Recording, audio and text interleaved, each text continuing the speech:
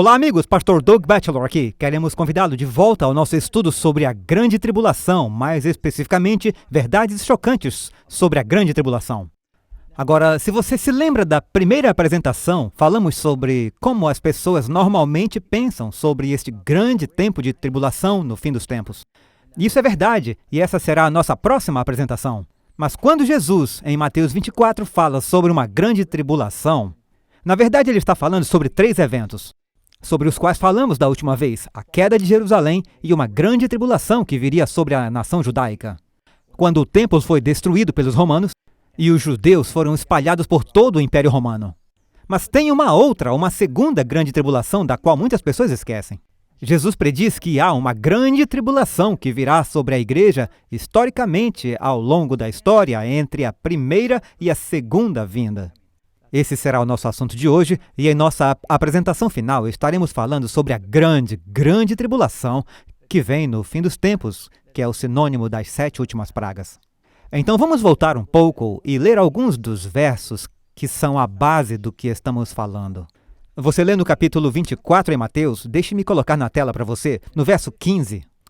Portanto, quando você vira a abominação da desolação, falada pelo profeta Daniel, em pé no lugar santo, quem lê, entenda. Então, os que estão na Judéia, fujam para as montanhas. Agora, essa é um tipo de dupla profecia, antes de tudo. Ele estava dizendo aos judeus: quando vocês virem Jerusalém cercada pelo exército romano, eles entrariam e desolariam o templo. E nós sabemos disso porque Lucas diz: quando vocês virem Jerusalém cercada por exércitos, os que estão na Judéia fujam para os montes. Essa foi a primeira parte. Mas a abominação da desolação foi realmente dupla. Primeiro você tem o poder romano, liderado por César, que literalmente desolou o templo judaico e o Deus de Israel. Depois você tem o poder romano, liderado por papas, que desolou o povo de Deus, Israel espiritual, através da história. E este vai ser o nosso estudo para esta apresentação. Agora, só para lhe dar um pouco de história, aquilo acabou sendo uma grande perseguição que ocorreu quando os judeus foram dispersos, quando Jerusalém foi destruída. O diabo tentou destruir a igreja pelo lado de fora. Os cristãos foram mortos nos coliseus e viraram comida de leões. E diferentes imperadores como Nero, Diocleciano e Calígula perseguiram a igreja, mas quanto mais eles perseguiam a igreja, mais ela crescia. Então o diabo foi para o plano B. Se você não consegue destruir a igreja por fora, faça isso por dentro. Veio o imperador com o nome de Constantino, também conhecido como Constantino o Grande. Ele estava lutando batalhas e tentando ganhar a autoridade suprema de Roma. E ele pensou: nós estamos lutando contra os cristãos, mas eles não machucam ninguém. Sua mãe, Catarina, se converteu ao cristianismo. E então ele basicamente legalizou o cristianismo. Ele alegou que viu um sinal da cruz nos céus antes da batalha na ponte Maximiliana. E ele disse: agora vamos lutar sob o sinal da cruz. Ele próprio ordenou que o seu exército marchasse pelo rio Tibre em Roma. E ele disse: agora estão todos batizados. Isso sim foi um problema, pois havia todos aqueles soldados romanos pagãos que adoravam todos os deuses greco-romanos. Eles marcharam pelo rio Tibre e entraram pagãos secos e saem pagãos molhados, e são informados de que agora são cristãos. E de repente você viu algo acontecer com a igreja que foi realmente trágico. Você tem a amalgamação agora do cristianismo e as religiões greco-romanas. Um grande compromisso veio com o grande Constantino. Roma estava cheia de ídolos. Júpiter, Mercúrio, Diana e Vênus. O que faremos com as estátuas? Alguns cristãos disseram: idolatria é proibido. Vocês têm que destruí-lo. Ah, não podemos fazer isso. Vamos ganhar mais pagãos se apenas renomeá-los com nomes cristãos. Vamos chamá-los de Pedro, Tiago, João e Maria. E de repente, quase da noite para o dia, a idolatria entrou na igreja cristã. Muitos cristãos resistiram a essas coisas e houve um período de cerca de 200 anos, onde houve um grande abalo desde o tempo de Constantino até o tempo de Justiniano. Mas só para dar uma ideia de algumas coisas que entraram na igreja durante esse tempo. Por volta de 500 depois de Cristo, a igreja tornou-se uma instituição governamental. E houve muito comprometimento da religião. Os cristãos bíblicos tiveram problemas sérios com isso. Os protestantes não começaram com Martinho Lutero ou John Huss. Os protestantes começaram já por volta do ano 300 ou 400, protestando contra o compromisso na igreja cristã. Aqui estão 10 pontos altos contra os quais os cristãos bíblicos protestavam e que a igreja estava fazendo nessa época. Número 1. A Bíblia ensina que não devemos nos curvar a estátuas. Mas a Igreja de Roma e, posteriormente, a Igreja Católica Romana disse: você pode se curvar a estátuas. A Bíblia ensina que todos pecaram, menos Jesus. Bem, a Igreja Romana começou a ensinar que Maria não tinha pecado. E começaram a deificar Maria. A Bíblia diz que Jesus é o único mediador entre o homem e Deus, 1 Timóteo 2,5. Bem, a Igreja Romana começou a dizer que Maria é co-mediadora com Cristo. A Bíblia ensina que Cristo ofereceu seu sacrifício na cruz de uma vez por todas. Bem, a Igreja Romana começou a ensinar que o padre oferece Cristo no altar toda vez que ele celebra a missa. A Bíblia ensina que todos os cristãos devem ser santos e sacerdotes. Bem, a Igreja Católica ensinava que os santos e os padres são um elenco especial dentro da comunidade cristã. E os crentes mortos devem ser adorados como santos. Não devemos fazer isso. Número 6. A Bíblia ensina que todos os cristãos devem saber que eles têm a vida eterna. 1 João 5,13. A Igreja Romana ensinava que todos os cristãos não podem e não devem saber que eles têm a vida eterna. Ponto 7. A Bíblia ensina que não devemos chamar nenhum líder religioso de pai. Bem, claro que a Igreja Romana ensina que você deve chamar os padres e o Papa de pai. Ponto 8. A Bíblia ensina a não orar em vã repetição. Jesus disse em Mateus 6, verso 7... A Igreja Romana estava ensinando que, se você quiser perdão, confesse seus pecados aos padres e repita Pai Nosso ou Ave Maria várias vezes. E a Bíblia diz que isso não deveria ser feito. E o ponto 9, acabamos de tocar. Na Bíblia ensina a confessar seus pecados a Deus, porque só Deus pode perdoar o pecado. Isaías 43, 25, Lucas 5, 24. A Igreja Católica diz que você deve confessar seus pecados aos padres por perdão. E o ponto número 10, isso não é tudo, mas esses são os 10 pontos principais. A Bíblia ensina que antes do batismo, uma pessoa deveria estudar o Evangelho, se arrepender de seus pecados, obedecer aos mandamentos, crer e se arrepender. Isso está em Mateus capítulo 28, verso 19 e Atos 8, 37. A Igreja Romana ensina que as criancinhas devem ser batizadas e, se elas morrerem antes, elas vão para o inferno. Os ensinamentos de purgatório, limbo, orações para os mortos não estão em lugar nenhum nas Escrituras, mas são relíquias do paganismo. E é disso que Jesus estava falando quando disse, até mesmo para os líderes de sua época, vocês têm uma boa maneira de anular a palavra de Deus para observar sua tradição. Você põe de lado os mandamentos de Deus para poder observar sua tradição. Quando a igreja se levantou, veio um imperador chamado Justiniano. E ele pensou, vamos resolver isso de uma vez por todas? O cristianismo agora era a religião oficial, e a igreja organizada que havia feito todos esses compromissos em Roma, depois conhecida como Igreja Católica Romana, em 538 houve uma grande mudança. Justiniano, o imperador romano, mudou a capital de Roma para Constantinopla e fez do bispo de Roma o líder supremo da igreja. E basicamente, ele lhe deu um exército com o objetivo de corrigir os hereges. Agora o ano é 538. A essa altura, houve uma grande tribulação que veio sobre a igreja. Os cristãos tiveram que ir para a clandestinidade por muito tempo, onde a Igreja de Roma, a igreja visível, era uma igreja de grande compromisso com o paganismo. Deixe-me ler um pouco a respeito. O dragão deu à besta o seu trono de poder e grande autoridade.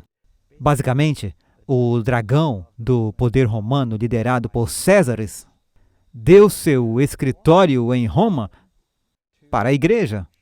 É por isso que você lê em Apocalipse capítulo 17, diz que a mulher que você viu é aquela cidade que governa os reis da terra, que está entre 7 montes, uma mulher entre 7 colinas. Descrevendo o que aconteceu com a igreja, ela se tornou infiel e se tornou um poder perseguidor. Foi um grande tempo de angústia que veio sobre o povo de Deus. O Código Justiniano, que foi posto em vigor em 538, colocou o Papa como o chefe formal da cristandade, ordenou que todos os grupos cristãos se submetessem à sua autoridade, ele deu poder civil de vida e morte sobre os hereges. O Papa recebeu um exército e os cristãos bíblicos tiveram que fugir para o deserto. Parece familiar? Isso é o que basicamente aconteceu durante o tempo sob Justiniano. Você pode ler em Apocalipse 12:6.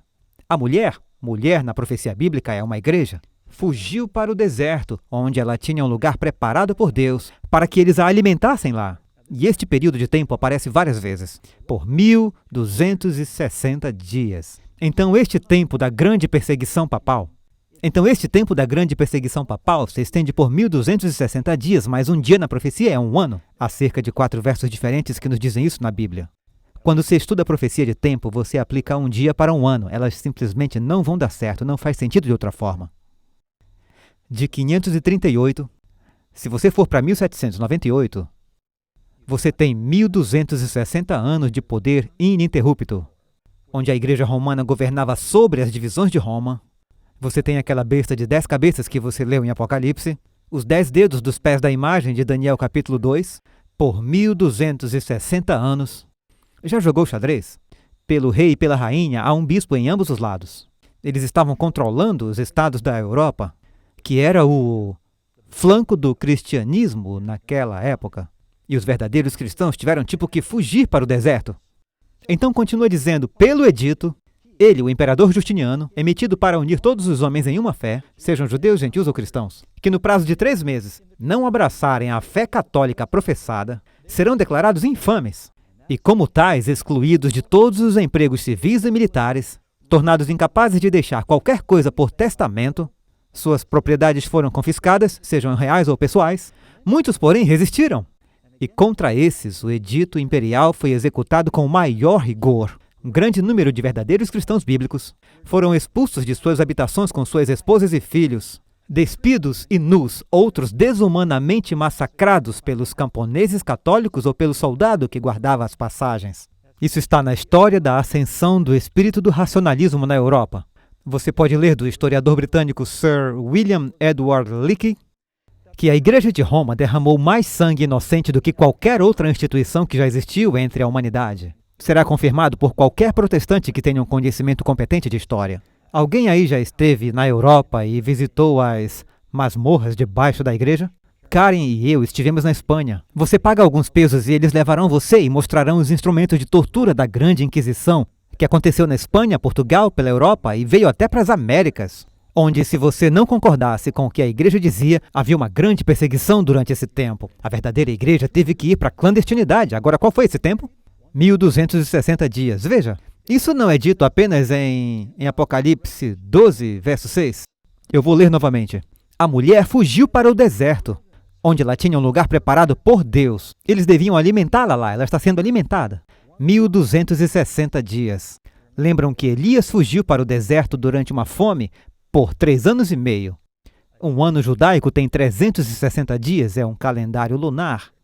Tem 42 meses em 3 anos e meio. A única maneira de você conseguir isso é um mês de 30 dias. Então aqui você tem 1260 dias, onde há uma fome espiritual na Europa. Da mesma forma que Elias foi perseguido e levado para o deserto, e Deus o alimentou lá.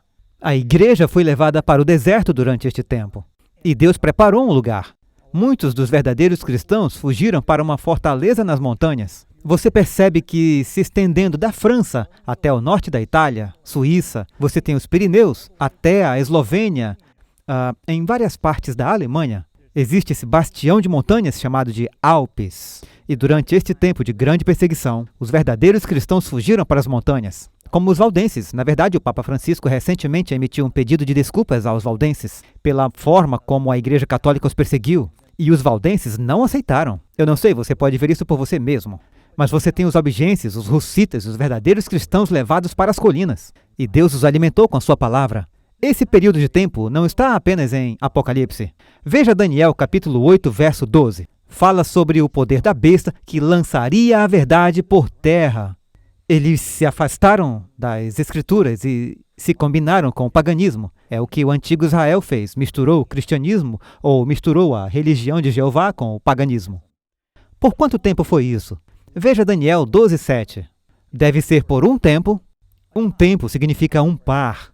Então são 2. E a divisão ou metade são 3 anos e meio. Então por 3 anos e meio haveria essa perseguição. Veja Apocalipse capítulo 12, verso 7. Mesma coisa. Será por um tempo, 2 tempos e metade de um tempo. E quando tiverem acabado de espalhar o povo santo, eles serão espalhados e dispersos por toda parte. Veja Apocalipse 11, verso 2 e 3. São as 2 testemunhas na palavra de Deus. A lei e a profecia. Algumas pessoas dizem que é Moisés e Elias, mas eles representam a lei e os profetas. A palavra de Deus ficou clandestina. E pisarão a cidade santa por 42 meses. Quanto tempo dá isso? Dá 1260 dias. 3 anos e meio. Mesmo período de tempo, é um tempo de perseguição e resistência. Quanto tempo Jesus ensinou? 3 anos e meio. Veja, 3,5. É metade de 7, o número perfeito de Deus cortado ao meio. Portanto, representa um tempo de perseguição, tribulação, resistência. Jesus, é claro, foi executado no final desse período de 3 anos e meio ensinando. E você tem esse período de 3 anos e meio na história, um tempo profético. Então encontramos o ponto de partida. A propósito, deixe-me ler também Apocalipse 12, 13 a 16. Quando o dragão viu que ele fora lançado na terra, ele perseguiu a mulher, a verdadeira igreja, que dera à luz o Filho Homem, Cristo. Mas a mulher recebeu 2 asas de águia. Águias voam mais alto que as montanhas, para que ela possa voar para o deserto, para o lugar onde ela é alimentada, por um tempo e tempos e metade de um tempo, da presença da serpente. Então a serpente cuspiu água de sua boca, como um dilúvio atrás da mulher, para que ela a fizesse ser levada pelo dilúvio. Daniel fala que o fim de Jerusalém seria como um dilúvio. Dilúvio de exércitos. Veio para perseguir Jerusalém, e agora a igreja mandou um dilúvio contra o povo de Deus, para que fossem levados. Mas a terra ajudou a mulher. A terra abriu a boca e engoliu o dilúvio, que o dragão vomitou de sua boca. Sempre que tentavam entrar na fortaleza montanhosa dos Alpes, as pessoas eram protegidas pelas passagens e as colinas lá em cima. Portanto, você tem esse período de tempo que começa em 538. Se você for 1260 anos, ou seja, 3 anos e meio proféticos, de 538 vai até 1798. O que houve aí? Algo muito interessante. Chama-se Revolução Francesa. E Napoleão assumiu o comando da Europa e Roma, e ele enviou seu imperador Berthier para Roma em 1798. Ele prendeu o Papa, que morreu em cativeiro, acabando com a liderança política da Igreja Católica na Europa. Ouça o que diz aqui. A Revolução Francesa, que logo levou à captura e exílio do Papa por Berthier em 1798, o Código Religioso Cêntrico Justiniano, que durou por 1260 anos, foi substituído por um Código Napoleônico secular. O general Berthier declarou Roma como uma república independente e, em consequência, todas as outras autarquias temporais que emanam do antigo governo do Papa são suprimidas e não exercerá mais nenhuma função que seja da Constituição da República Romana. E foi exatamente o que aconteceu. Tem essa grande perseguição. Eles acreditam que algo entre 30 e 50 milhões de cristãos e judeus foram mortos durante este tempo de grande perseguição na história. Portanto, outra coisa interessante, eu vou concluir com isso, que marca o fim desse período. Jesus disse, imediatamente após a tribulação daqueles dias, falando da tribulação histórica da igreja, o sol escurecerá, a lua não dará sua luz, estrelas cairão do céu, os poderes do céu serão abalados. Em Lucas, Jesus diz assim, Lucas 21, verso 11, e haverá grandes terremotos em vários lugares, e fome e pestilência, e haverá sinais terríveis nos céus. Eu acho interessante que, historicamente, logo após essa época de grande perseguição, temos o que é chamado de o Grande Terremoto de Lisboa. Houve um grande terremoto em 1755. A propósito, o terremoto de Lisboa é considerado um dos terremotos mais mortais da história. 50 mil pessoas ou mais, eles acreditam, que morreram nesse terremoto e foi sentido a centenas de quilômetros do norte da África até a Europa. E então você tem o misterioso dia escuro que ocorreu em 19 de maio de 1780. Mesmo sendo um dia lindo, sem nuvens, de repente, mais tarde pela manhã, o céu começou a ficar mais escuro e mais escuro e mais escuro até que eles não pudessem ver sem luz de velas ao meio-dia. Os historiadores não puderam identificar nenhum incêndio florestal, vulcões, eclipse, meteoro, qualquer coisa que pudesse bloquear o sol, mas do outro lado da costa leste as pessoas pensavam que este era o dia do Senhor. E quando a lua surgiu aquela noite estava vermelha como sangue. Então temos um grande terremoto, um grande dia escuro na história, e temos as estrelas caindo do céu. Temos uma grande chuva de estrelas em 13 de novembro de 1833. Foi a mais impressionante de acordo com a história, e eles não tiraram fotos. A mais impressionante exibição de chuva, parecia que o céu inteiro estava caindo. Por muitas horas, a maior parte da noite, ocorreu essa chuva de meteoros. Eles chamam de a noite em que as estrelas caíram. Então é interessante você ler em Apocalipse capítulo 6, verso 12, falando sobre a grande perseguição. Os santos de Deus sob o altar dizendo quanto tempo nosso sangue foi derramado. Então, logo depois diz, Apocalipse 6,12, eu olhei e ele abriu o sexto selo. Eis que houve um grande terremoto, como o de Lisboa. O sol ficou negro como um saco de silício. A lua ficou como sangue. E as estrelas caíram do céu. Essas coisas acontecerão novamente em rápida sucessão na segunda vinda, seguindo a grande tribulação. Mas você vê uma grande tribulação que foi profetizada na história. E todas essas coisas aconteceram. Então, grande tribulação, fase 1, a queda de Jerusalém, a perseguição aos judeus espalhados pelo mundo. Grande tribulação, fase 2, é o que aconteceu historicamente durante essa grande perseguição papal que ocorreu de 538 a 1798. Agora estamos indo ao que será no futuro a grande, grande perseguição, a grande, grande tribulação dos últimos dias. As 7 últimas pragas, falaremos sobre isso em nossa próxima apresentação. Se você foi abençoado por esse estudo, dê o seu like. Compartilhe com seus amigos e assim você vai estar compartilhando o Evangelho. Então clique lá e fique atento ao nosso próximo estudo.